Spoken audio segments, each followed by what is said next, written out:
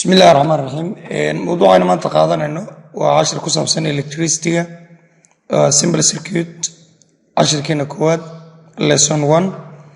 طبعا وشابتر اللي حاد 10 كيسة كواد 6.1 أدي الله ود العلم مركز 10 كني لما هذا موجودين ك10 كانوا كلنا هاي برتو وإن وقيع كرا electricity إيو كلمة circuit وإنه definition كذا أما تعرفين كرايو سيدا كلا وإنه سوير كرايو simple circuit أما مريك فضوت قضوا كنا استعادة موجودة استعادة عويان إنه جران كرايو علامة كورنتا ده استعمالان سينسيانة ده إيو إنجنيير ده كورنتا ده واي electricity جا وعلى قيمنا لبا قيبض لبا قيبض وعلى كلا نقولنا ينكو و electrostatics ama static electricity iyo qodobka labaad oo noqonaya current electricity dabcan waa korontada nigi iyo korontada qulqusha ama korontada socota si kala adan u fiirino waxa ka dhigi karnaa static electricity iyo dynamic electricity static macnaheedu waxa ka dhigan tahay nigi halka dynamic-na ay noqonayso korontada soconaysa wayahay aan u nimaadno halkan electrostatics معناه حوين charges at rest واحد قصيصة ذنب كنيجي وما charges at rest static root كا أما كلمة ده static ما كانوا فيرنا وحيلا معناه نقنيسها أما معناه يدوي هي stationary ومعناها نقنيسها نيجي أما أصعاني سأدرد و charges at rest وهي current electricity waxay qusaysaa charges at motion ama danabka soconaya waa charges at motion ereyga current rootka kaliya markaynu fiirino macnahaan waxay ka dhigan tahay kelmadaasi ama ay la macno tahay movement motion oo ah socod ama dhaqaaq way tusaale haddaynu soo qaadano korontada nigi waxaan tusaale usoo qaadan karnaa haddaynu shanla soo qaadano shanlada caaga anu timeeyana ku xoqno then u dhaweyno warqadaha yaryar iyo waxyaaba la midka waa ay soo jiidanaysa sida halka ka muuqata sawirka aad u fiirso current electricity tusaale iyadoo waxaan u qaadanaynaa waa mid hadda aynu daraasaynayna korontada caadiga sida deetanada qaybisooyinka ama baraysooyinka aynu isticmaalayno على current electricity ونسكا سوق واسكا تصالون marka iyada ayaynu daraasin doona what is electricity waa maxay koronto electricity waxaan ku qeexaynaa is a flow waa socoshada of electrons socodka electronada around circuit maraya mareegta qulqulka electronada ee mareegta maraya ayaa waxa la yiraahdaa electricity daba soo qaado tusaale battery iyo fiil ayaynu isku xirnay waxaanu u sameynay switch ama daarad damiye meel laga daaro laga damiyo waxaanu ku xirnay gulub ama laambad daba marka aad switch-ka riixdo ama switch-ka aad xirto waxaan batteriga ee qaybtiisa minuska ama qaybtiisa 10 ka tagaya ee fiilada dhex maraya ayaynu waxaanu ku magacaabaynaa electricity or flow of electrons around circuit korontada electronada badana waxay ka tagaan minus waxayna aadaan plus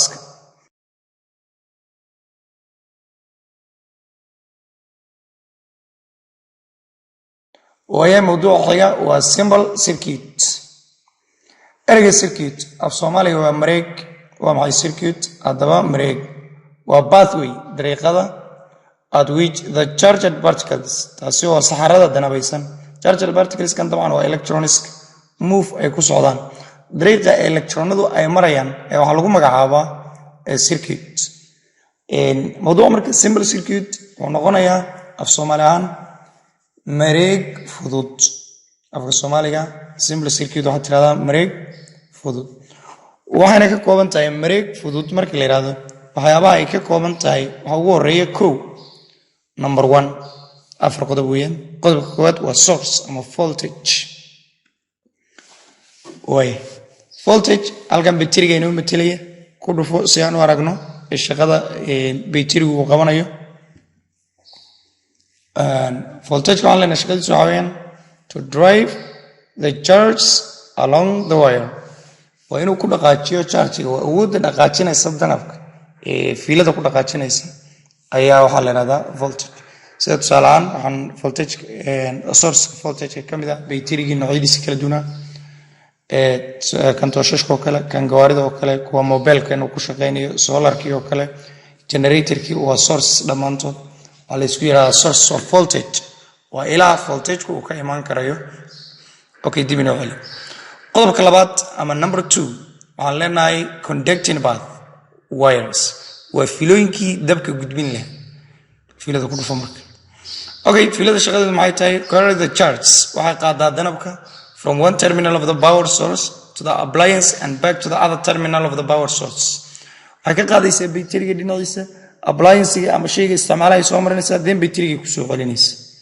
taas waxaa la yiraahdaa marka xarigii dabka qaadi lahaa ama korontada qaadi lahaa okay dib inoo celi qodobka saddexaad waxaan leenahay consumer unit isticmaale appliance halkan waxaa appliance isticmaale koronto waxaa ka noqonaya halkan laambad halkan ku dhufto tusaale applianceska halkan ku sawiran waxaa ka mid ah marwaxadii oo kale feeradii oo kale laambadii oo kale wixii korontada isticmaalaya waxaa lagu magacaabaa appliance number 4 qodobka afraad ee ugu dambeeya symbol circuit wuxuu noqonayaa control unit halkii laga maamuli lahaa waa switchka dabcan CVT waa loo isticmaalaa laakiin hadda waxaan u sharaxnaa basically arday markaas waa iska korontada base-ka waxaana loo isticmaalaa markaa switchka shaqadiisu ay tahay controls the appliance by switching off and on in uu daaro uu damiyo appliance-ga marka when desired from the user marka isticmaaluhu uu rabo inuu ka daaro uu ka damiyo laakiin CVT waa loo isticmaalaa electrical circuit symbols calaamadaha korontada shay walba wuxuu leeyahay calaamad gaar ah oo loo soo gaabinayo tusaale fiilada oo kale waxaan u soo qaadanaynaa straight line wire halkan waa picture xaggana waa symbol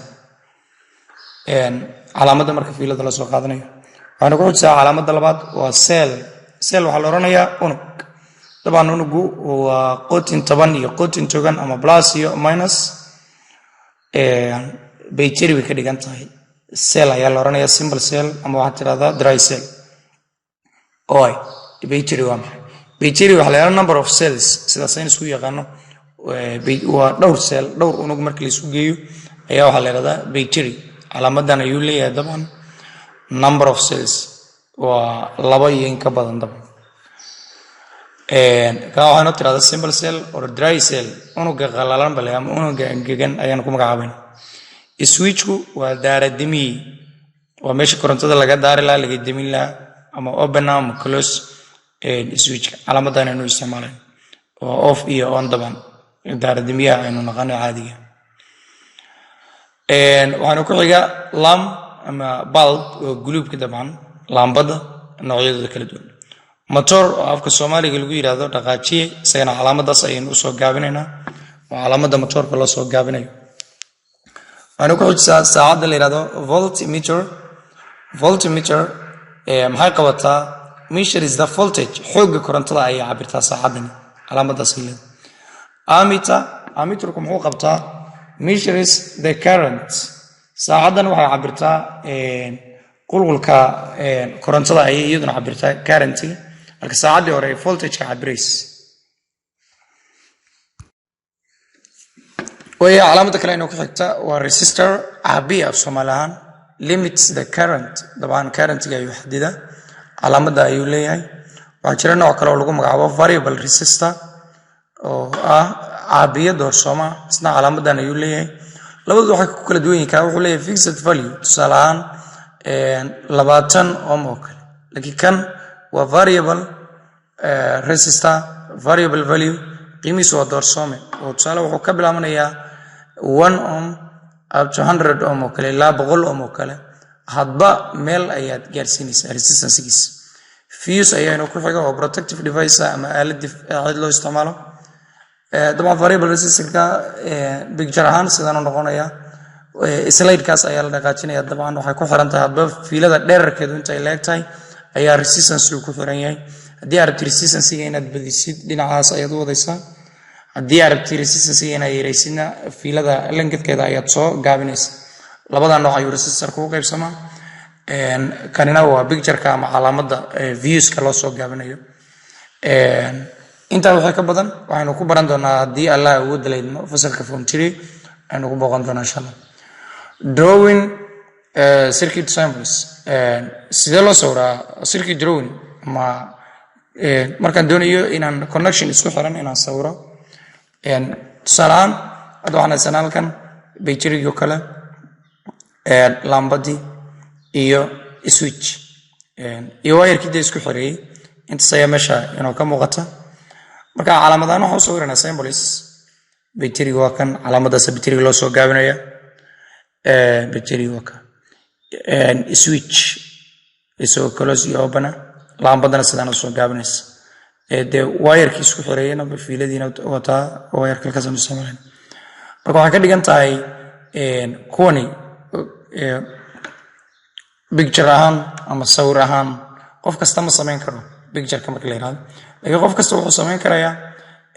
symbols ama calaamadaha uu isticmaali karayaa switch-ka marna wuu xiran yahay marna wuu furan yahay lambadu marna waa daaran tahay marna way deensan tahay waayahay su-aal adigoo isticmaalaya buuggaaga isku day inaad ka shaqayso su-aashan by using electrical symbols draw the circuit below sawir circuityadan ama mareegahan soo socda ayaad sawiraysa adigoo calaamada isticmaalaya maaha picture kan oo ujeeda halkan waa 3 cell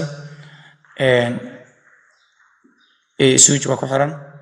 laba lambadood baa ku xiran ama laba gulub ka waa hal gulub iyo hal battery iyo switch wire evaluation questions multiple choice su'aalan waxaa laga rabaa su-aasha koowaad which symbol shows a switch calaamadee ayaa switch muujinaysa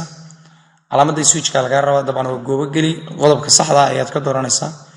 afarta calaamadood waxa ku dul qoran a iyo b iyo c iyo d ayaa ku qoran midda switch matalaysa ayaa laga rabaa su-aasha labaad which symbol shows